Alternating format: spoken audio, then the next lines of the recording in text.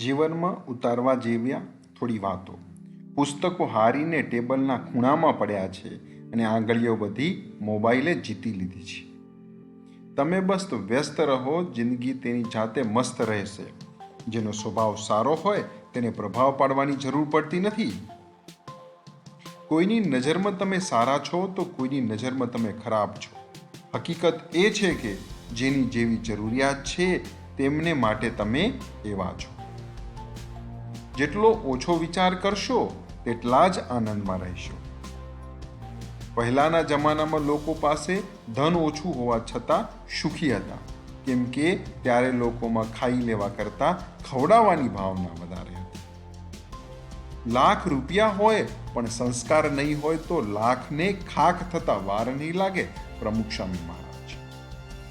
Thank you very much for watching my YouTube channel.